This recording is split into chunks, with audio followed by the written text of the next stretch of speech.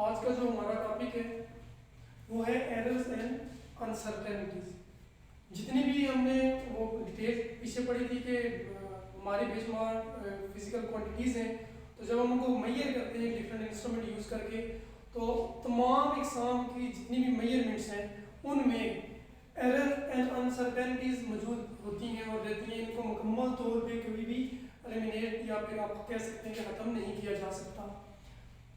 Error mean गलतियाँ और uncertainty mean कि आप कह सकते हैं कि उसमें आपने जो मेजरमेंट लिया उसमें आपको शक है, मतलब कि वो आप उस पर 100% उसको करेक्ट नहीं कह रहे, तो उसमें कुछ ना कुछ कहीं ना कहीं कुछ ना कमी पेशी रह जाती है।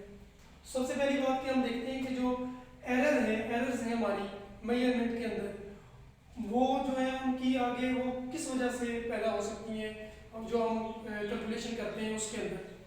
तो सबसे पहली चीज़ है जो कॉजेज ऑफ एरर है, वो in experience of a person, जो आदमी कैलकुलेशन कर रहा है या फिर मेजरमेंट ले रहा है किसी भी इंस्ट्रूमेंट से, उसका तजुर्बा अगर नहीं है, वो इन एक्सपीरियंस है ना, तो बेकार है, तो फिर भी एरर लाजमी उसमें होगी। और दूसरा जो सेकंड इसमें फैक्टर है जिसकी वजह से एरर आ सकती है किसी भी फिजिकल क्वांटिटी की मेजरमेंट के अंदर, वो है जो आप ऑपरेटर्स यूज़ कर रहे हैं उस ऑपरेटर्स में फॉल्ट है, उसमें कुछ नुकाइस हैं या नुक्स हैं, तो उसकी वजह से भी जो एरर है वो लाजमी आएगी। जो लास्ट है और थर्ड है वो ये है कि इनअप्रोप्रिएट मेथड, जो टेक्निक हम यूज़ कर रहे हैं सॉल्व करते हुए या कैलकुलेशन करते हुए, उसमें जो मेथड हम इस्तेमाल कर रहे हैं वो गैर मुनासिब है, मतलब कि वो उस मेजरमेंट को ठीक तरीके से कैलकुलेट नहीं कर पा रहा, तो इस वजह से भी हमारी कैलकुलेशन में मेजरमेंट के अंदर लाजमी जो है ना वो एरर आएगी।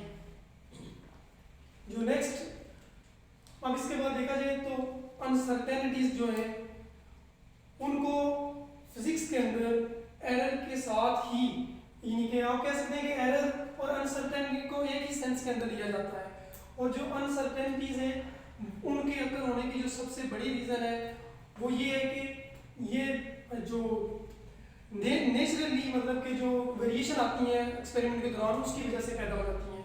और ये तो जो हम बात कर रहे थे कि जो हमारी अनसर्टेनिटीज हैं उनके अक्कर होने की वजह ये है कि जो नेचुरली वेरिएशन आती है एक्सपेरिमेंट के दौरान मेजरमेंट के दौरान उसकी वजह से पैदा हो जाती है। और फिजिक्स के अंदर जब भी हम एरर और अनसर्टेनिटी की बात करेंगे तो इसको एक ही सेंस के अंदर लेंगे, यानी इनको सेम तरह से ट्रीट किया जाएगा। तो अब देखते हैं कि जो हमारे पास जो एरर हैं, एरर्स उनकी टाइप्स हैं, मेन 2 टाइप्स हैं, एक है रैंडम एरर और दूसरी है सिस्टमेटिक एरर। तो सबसे पहले हम जो बात करते हैं वो रैंडम एरर के रिलेटेड बात करते हैं। जो रैंडम एरर है वो क्या होती है और इसको हम इस पे ओवरकम कैसे कर सकते हैं या इसको रिड्यूस कैसे कर सकते हैं। रैंडम एरर मेजरमेंट के अंदर वो वाली एरर है अगर हम एक फिजिकल क्वांटिटी लें और उसकी बार बार हम वैल्यूज लेते जाएं सेम कंडीशन रखे, और जो इसके रिजल्ट्स आएंगे वो डिफरेंट रिजल्ट आएंगे। जो रिजल्ट्स होंगे वो क्या होंगे, डिफरेंस होंगे।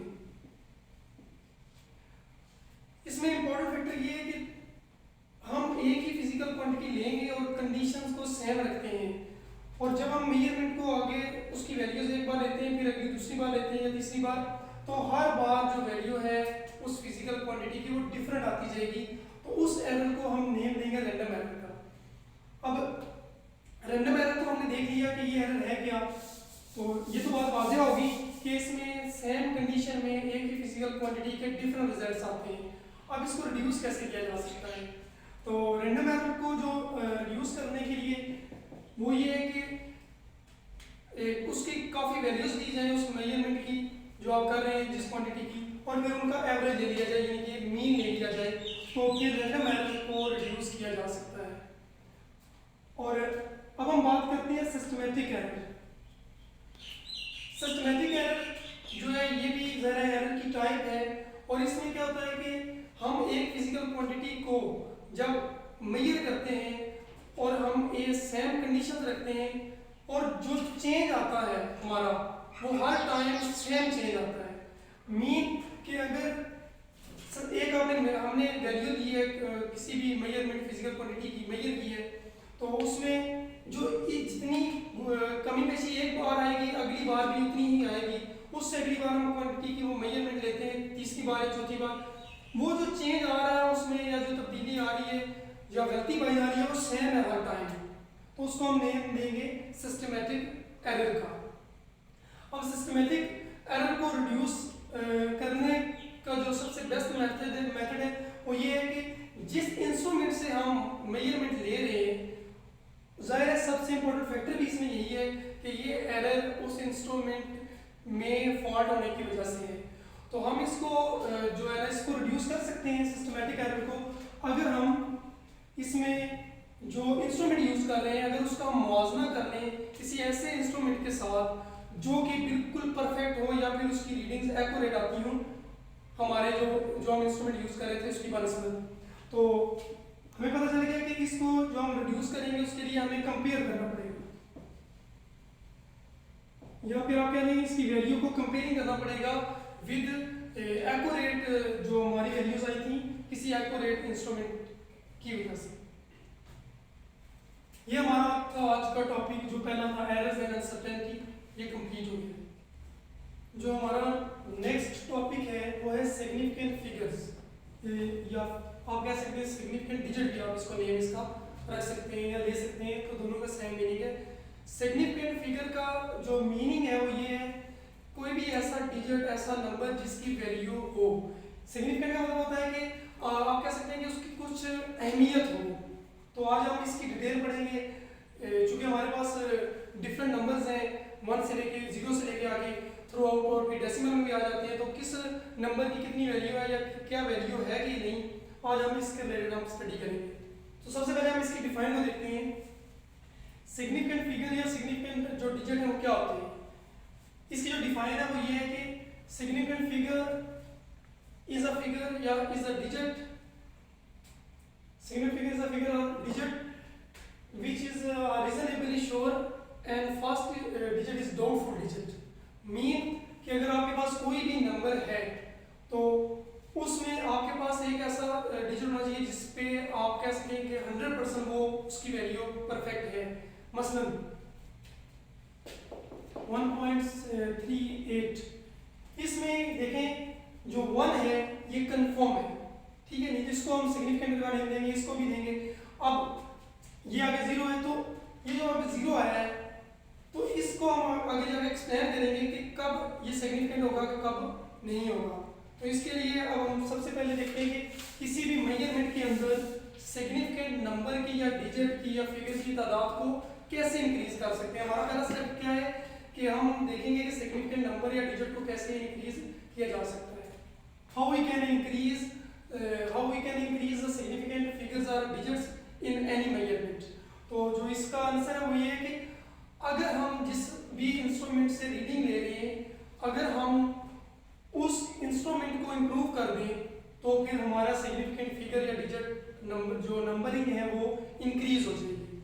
तो इसके लिए कुछ रूल्स हैं कि कौन कौन से जो हमारे डिजिट्स या फिगर्स हैं वो क्या होंगे, सिग्निफिकेंट होंगे।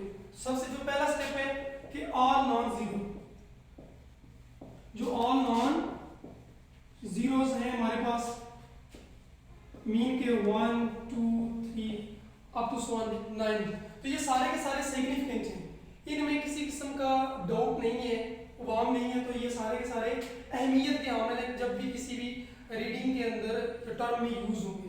तो इट मीन्स कि हमारा पहला जो हमने देखा है वो ये है कि ऑल नॉन जीरो से जो नंबर है वो सारे के सारे सिग्निफिकेंट कराएंगे, ये हमारा पहला रूल है।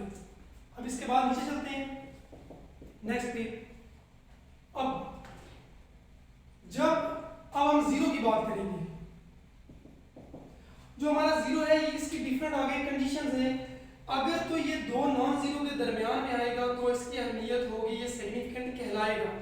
फॉर एग्जांपल अगर मैं लिख दूं 102 तो ये दरमियान में अब है, दो नॉन जीरो जो हमारे डिजिट्स हैं नंबर्स हैं उनके दरमियान में, तो ये भी अकाउंट होगा और इसकी भी अहमियत होगी। अगर मैं बात करूं कि इसमें टोटल सिग्निफिकेंट डिजिट या नंबर कितने हैं तो इसका आंसर होगा 3। इट मींस कि ये 0 जीरो जो हमारा है ये इसमें शामिल होगा। अब देखें इसके लिए नेक्स्ट कंडीशन जो है वो ये है कि अगर आपका जीरो लेफ्ट साइड पे आ जाए किसी भी नंबर पे, मसलन मैं लिख देता हूँ 0 1 2, तो अब इसमें ये हमारा जीरो सिग्निफिकेंट नहीं है, इसकी कोई अहमियत नहीं है। आप भी देख सकते हैं कि इसका मतलब 12 ही है, और इधर चले जाएं तो ये दरमियान में आ गया तो ये 102 यानी कि 102 हो गया।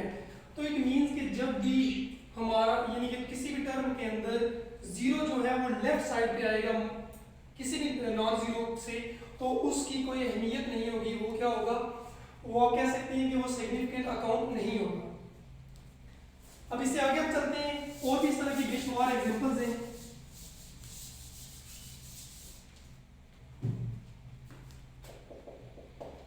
अब अगर जीरो क्या नाम है किसी भी टर्म के लास्ट पे आए, या फिर हम चले जाते हैं डेसिमल फैक्टर के अंदर, या डेसिमल जो हमारी फ्रैक्शन है यानी कि जिसमें हमारा अशारिया यूज होता है उनके अंदर, तो हम अब उनमें देखते हैं कि कब हमारा ये सिग्निफिकेंट होगा और कब नहीं होगा।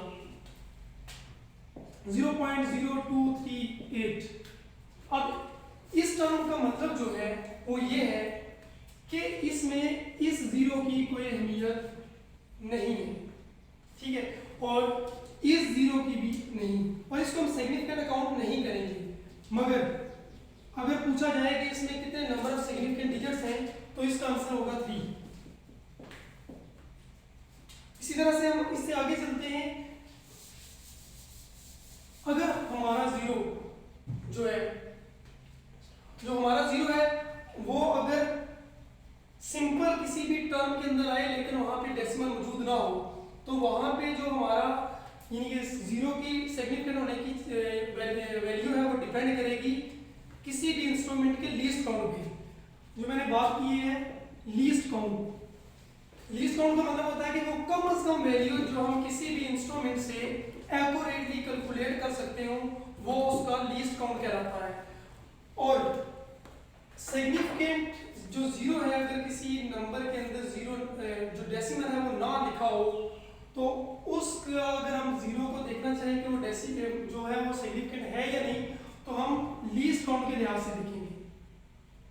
इसमें सबसे इंपॉर्टेंट फैक्टर है लीस्ट काउंट, जो मैंने आपको बता दिया है कि लीस्ट काउंट होता क्या है, किसी भी इंस्ट्रूमेंट की वो कम से कम वैल्यू जो उससे एक्यूरेट कैलकुलेट की जा सकती हो उसका लीस्ट काउंट कहलाती है।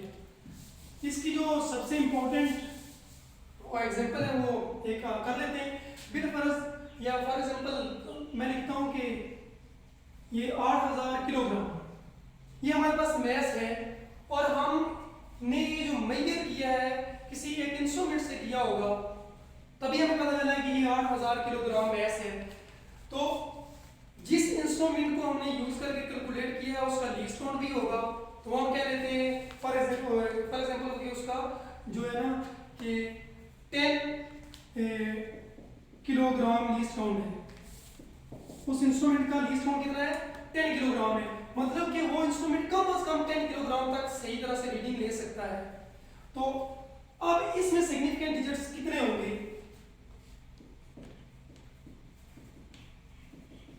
या सिग्निफिकेंट फिगर्स।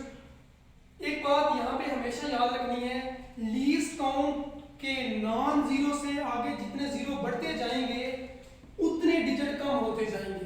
तो यहाँ मैंने 10 किलोग्राम रखा है, तो इट मींस कि मैंने एक जीरो लीस्ट काउंट के साथ नॉन जीरो के साथ बढ़ाया है, तो इट मींस कि इसका जब जो आंसर आएगा उसमें आएगा कि इसके अंदर जो सिग्निफिकेंट डिजिट्स हैं या नंबर है वो 3 है। तो इसमें अब हम 3 नंबर लेंगे अगर लीस्ट काउंट 10 किलोग्राम हो। अगर यही लीस्ट काउंट चेंज कर दिया जाए, ये मैं 100 किलोग्राम कर दूं, तो इट मींस कि मैंने लीस्ट काउंट के साथ अब 2 जीरो का इजाफा कर लिया है। तो इसका मतलब कि जो हमने जितनी वैल्यू स्टार्ट में ली है उसमें 2 डिजिट ही कम होंगे, जितने जीरो बढ़ाएंगे उतने डिजिट कम होते जाएंगे। अब इसका आंसर क्या आएगा, अब अगर आंसर की बात करूं तो वो इसका होगा 2 डिजिट रह जाएंगे। तो इट मींस कि ये हमेशा बात याद रखनी है कि जब भी कोई ऐसा नंबर जिसमें डेसिमल ना दिया गया हो, तो हम उसमें सिग्निफिकेंट नंबर तलाश करना चाह रहे हो, तो हमने उसमें देखना है कि हमने जो इंस्ट्रूमेंट यूज किया है उसका लीस्ट काउंट कितना है, और लीस्ट काउंट्स के साथ जितने उसके 1 के अलावा या 0 बढ़ते जाएंगे तो उतने हमारे डिजिट कम होते जाएंगे। अगर यही मैं 1000 कर दूं लीस्ट काउंट, तो इट मीन्स कि हमारे पास सिग्निफिकेंट डिजिट एक रह जाएगा जो कि 8 होगा। तो अब हमने इसमें देख लिया, क्या देख लिया कि 0 की जो सिग्निफिकेंट होने की वैल्यू है वो डिफरेंट है। सिग्निफिकेंट होने की जो वैल्यू है डिपेंड कर रही है कि वो कहाँ पे यूज हो रहा है और कहाँ पे आ रहा है। तो आज का जो हमारा टॉपिक था सिग्निफिकेंट फिगर्स या डिजिट वो कंप्लीट हुआ। तो फिगर्स को डिजिट भी ले सकते हैं, और हमेशा याद रखना है कि इसमें इंपॉर्टेंट ये है कि जो 0 है उसको डिफरेंट कंडीशन के अंदर डिफरेंट वैल्यूज के साथ बयान किया जाएगा। तो आज का हमारा टॉपिक ये कंप्लीट हो गया है सिग्निफिकेंट फिगर्स।